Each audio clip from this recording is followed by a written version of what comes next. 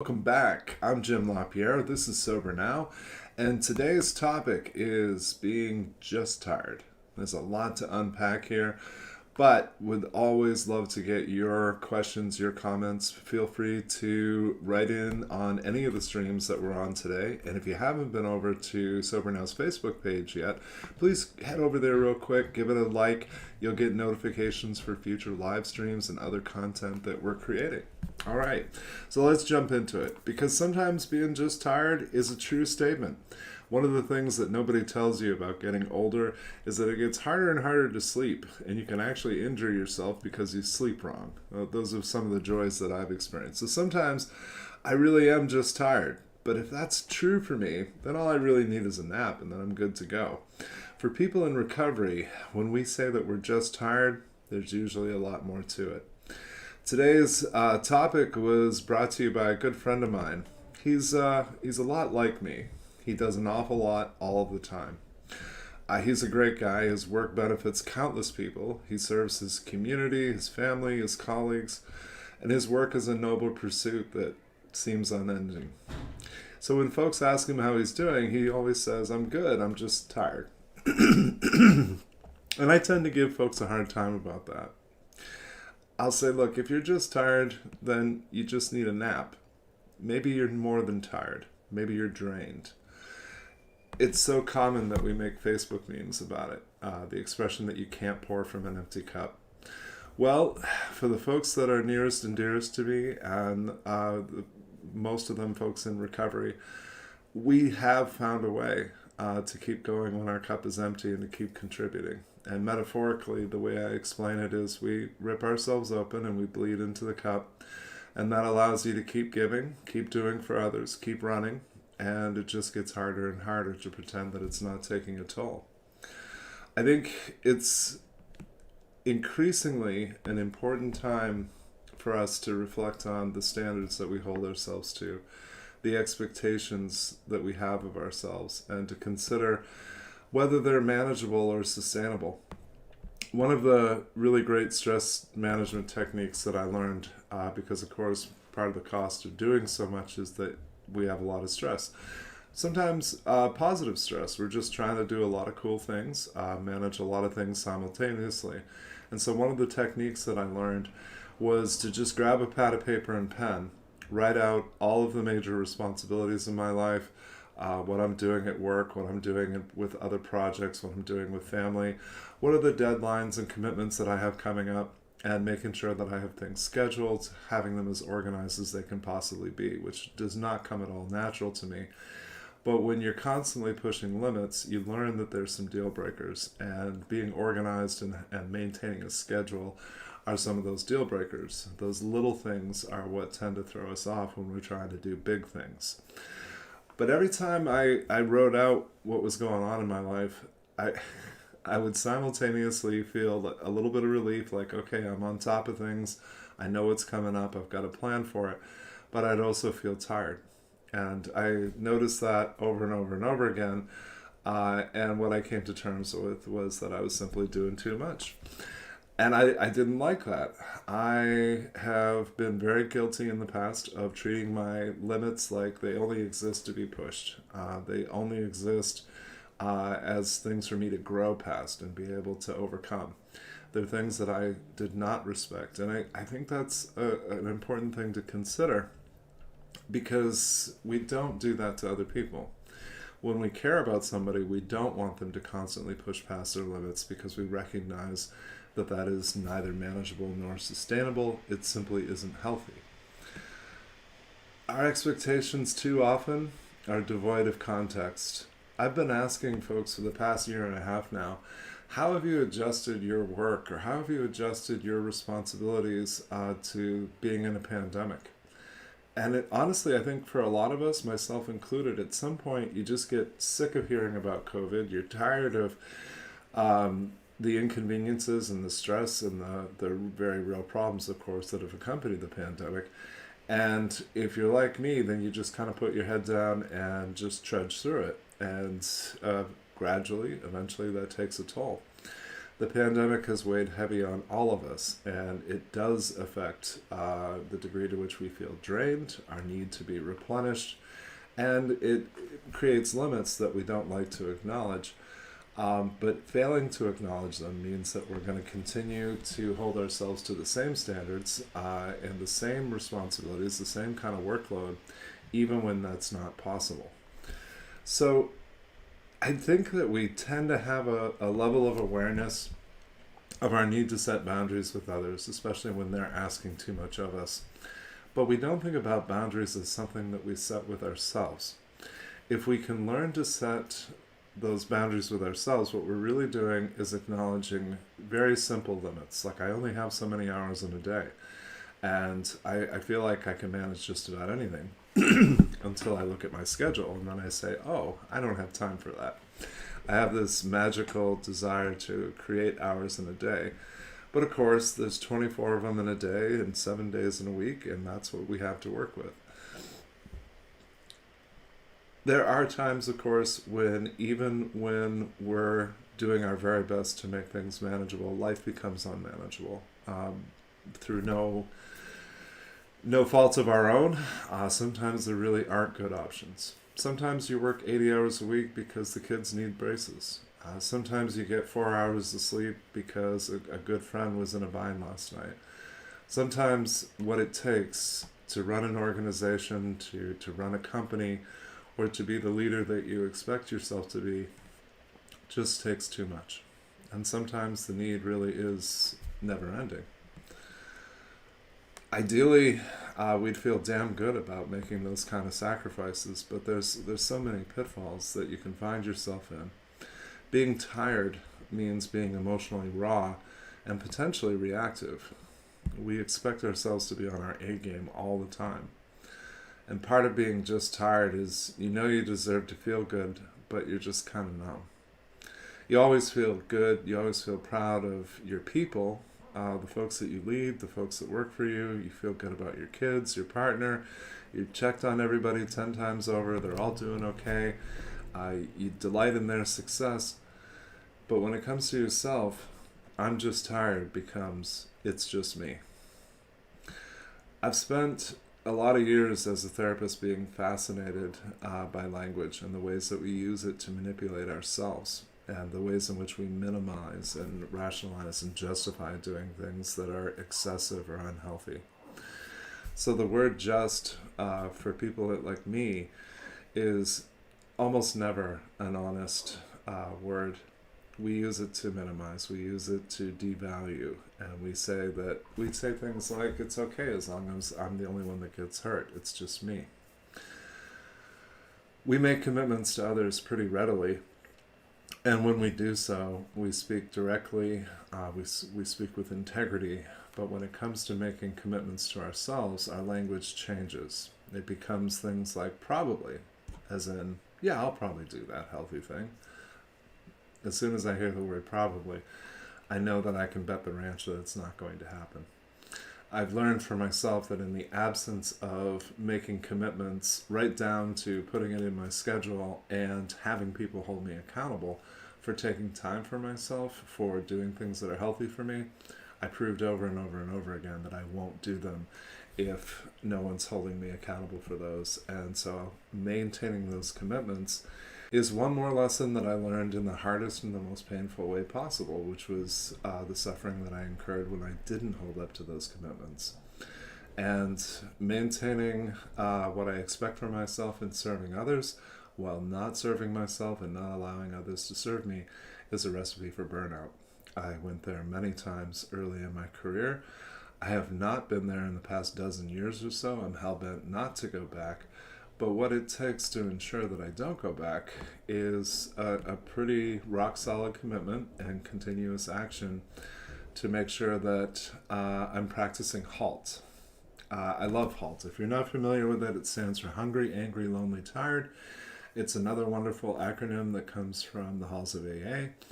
And it stands for, well, it has two uses. It is a preventative measure. Ideally, we do not allow ourselves to get too hungry, too angry, too lonely, or tired. It serves as a diagnostic tool because sometimes I'm feeling a certain kind of way and I have no idea why. So I can simply ask myself, have I allowed excesses of those? But as with most things in recovery, there's always another layer to these things. So, of course, so much of what we hunger for is not food. So much of recognizing and working through anger is identifying the emotions that are covered underneath the anger. Many of us, myself included, can feel lonely even when we're in a room full of people. If we're not keeping company with kindred spirits, things become very lonely very quickly. And tired, again, is usually not just tired, it's usually drained. And so we need to have a willingness to step back, to allow others to serve us, to allow them to challenge us and call us out when what we're doing is not healthy. I came across this quote recently and wanted to share it with you. It's just a short statement about having self-worth. The quote is, when you try to make things better for a lot of people, you may end up making things worse for yourself. A little bit of self-sacrifice is noble, but depriving yourself of too much will only leave you depleted. By that time, most people won't even realize that you need anything because you're the one who is always given. Take care of yourself. Self-preservation is not selfish. It's essential for living a full and happy life. My experience is that we don't protect what we do not value, and so when we fail to sufficiently value ourselves, then self-preservation becomes something that isn't really part of our perspective. Self-care becomes something that we know is important, but we treat it like it's optional. And too often, we just continue to do what we do until we can't. One of the very best things that happened to me early in my career was I had a case of pneumonia. And that may not sound like a good thing, but it taught me a lot. It taught me a lot of humility because it was the first time in my life where I just couldn't. It didn't matter how important I thought things were or how much I expected myself to just push forward despite being sick. I physically couldn't get up. And so I had to allow myself to be taken care of. I had to come to terms with physical limitations. And I also had to acknowledge that when you're constantly stressed, when you're constantly doing too much, of course that wears down your immune system and you become more susceptible to illness. I think one of the hardest parts as we continue to go along, if you do this as your lifestyle, if you do this long term, on some level, you know that you're spread thin, you know that things are really hard, and we start to distance ourselves because we're afraid of being reactive, we're afraid of lashing out at somebody who doesn't deserve it. A million years ago, I was working as a community crisis worker and working insane hours, completely burned out, and just continuously working overtime to provide for my family.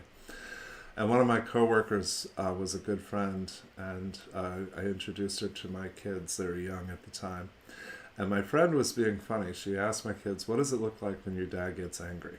And both of my kids immediately did exactly the same thing. They went, they took this exaggerated deep breath, and it was comical, but it was also a relief to me because I'd spent their entire childhood trying for them to not see me be angry. That's what I grew up with. And so to notice that had become a conditioned response for me was actually a really healthy thing. I took a couple of steps back, took a few deep breaths before I did anything, and that would allow me to respond and not react.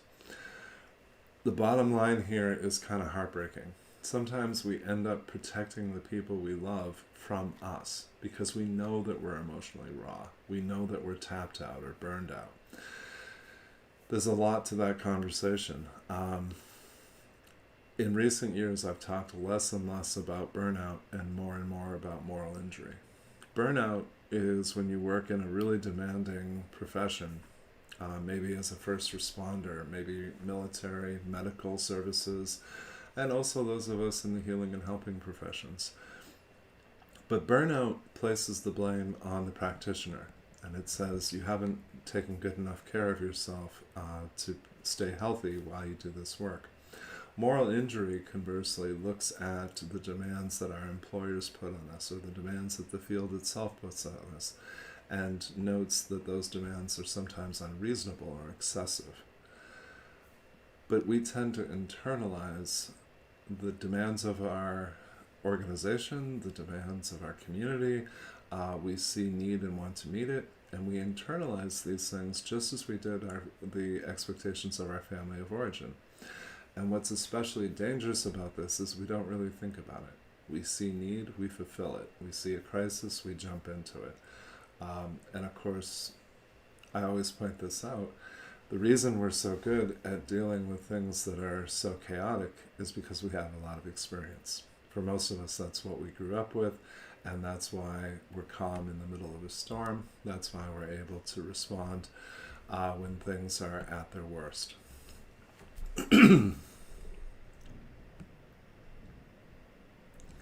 So we need to be able to find outlets. We need ways to blow off steam, physically, mentally, and emotionally, and spiritually as well. This can be one of the more vital aspects of self-care.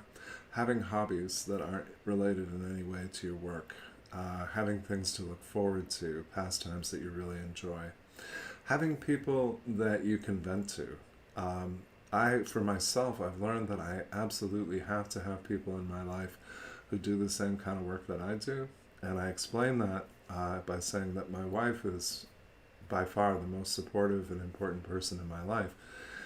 But she doesn't really do what I do at all. And so for me to vent to her about some of the demands of my work are things that she can be kind and compassionate about, but she can't relate.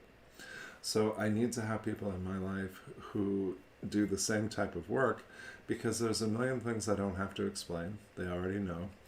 They're able to give me some feedback about how they feel I'm coping with things, and they're able to offer suggestions.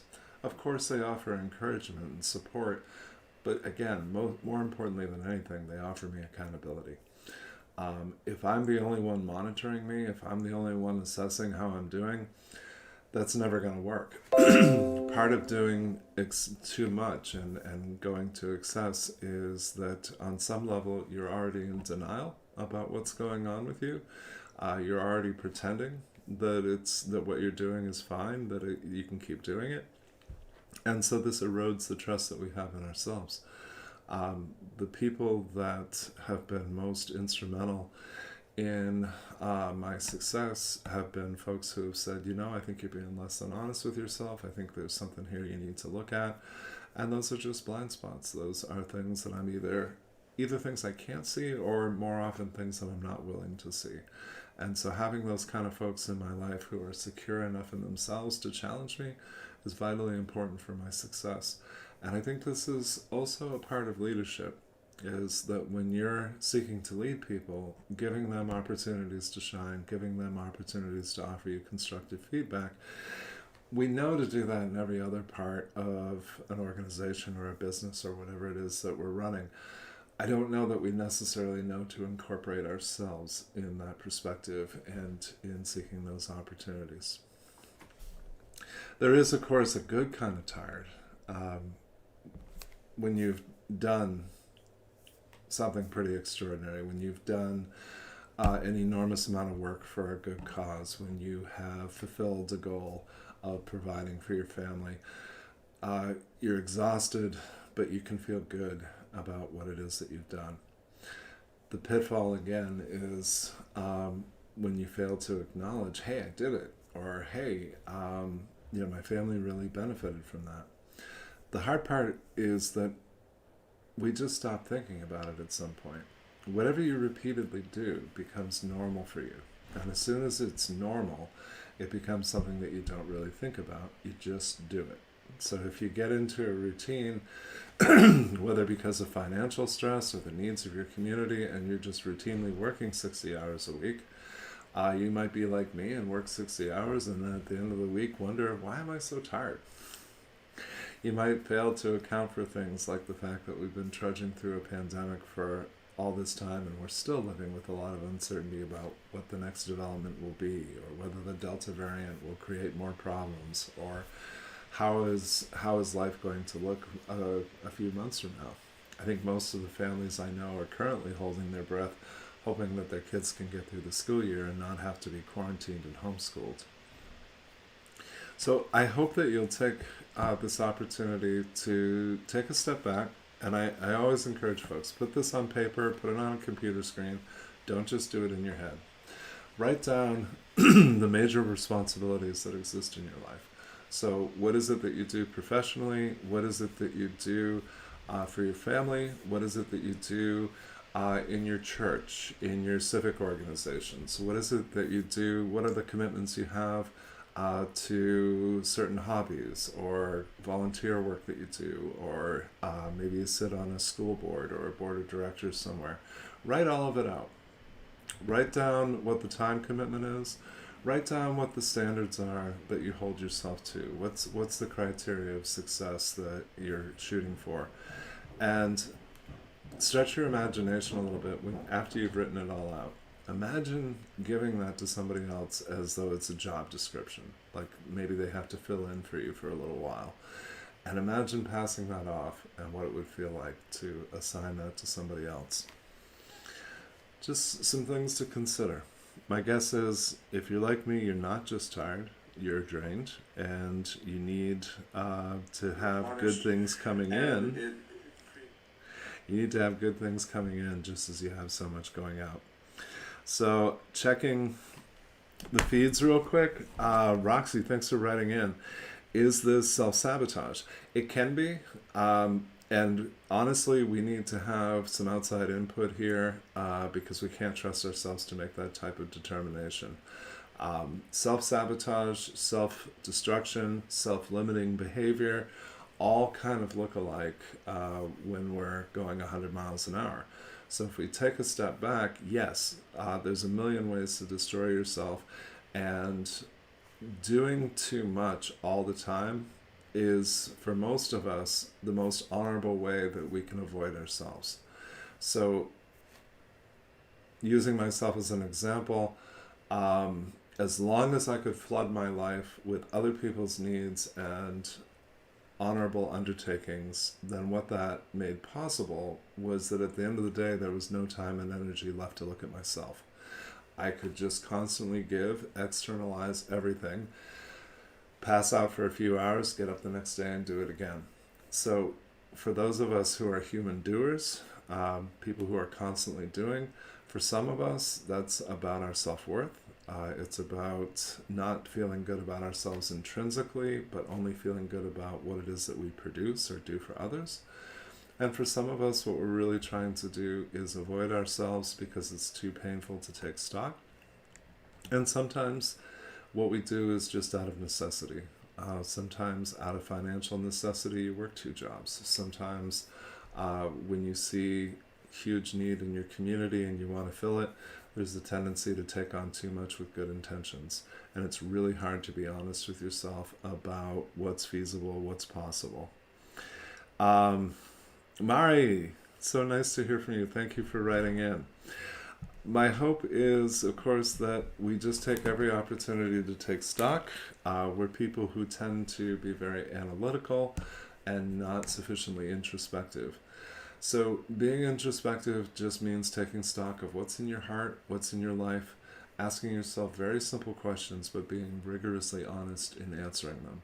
So my first question, actually the 3 hardest questions that I ask people: how are you? Not the automatic answer that you give of being fine, good, or just tired, but how are you really? Take stock and tell me about that. What is it that you need? When people have very pragmatic or practical needs like transportation or housing or food or clothing, then we always know what those are. But when the needs are emotional in nature, or when the need is to take time for self, then oftentimes we have very limited awareness of it, specifically because we're not looking for it.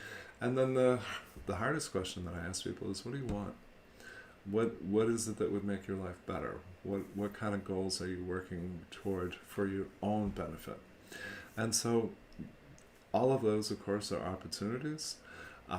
Try to notice your self-talk. This is one of the most important and easiest changes that we can make in our life.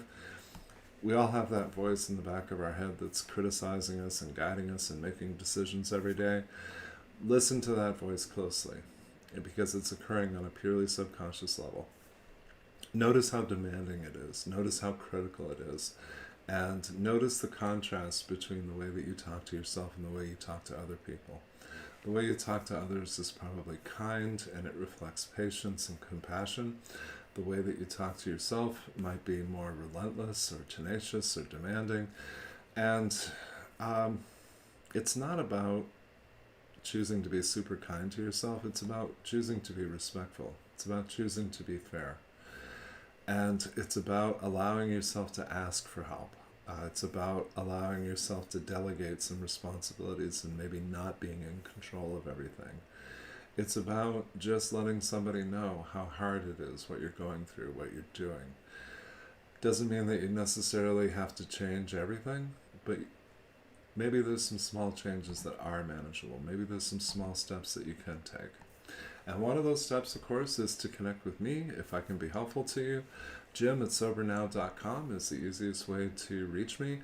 I'd love to hear about how your recovery is going. I would love to hear what resources you need or what questions you have. And I'd especially love to hear topics that you'd like to hear covered in future streams. I'd also love for you to go over to YouTube real quick and just search for Sober Now. You'll find our YouTube channel.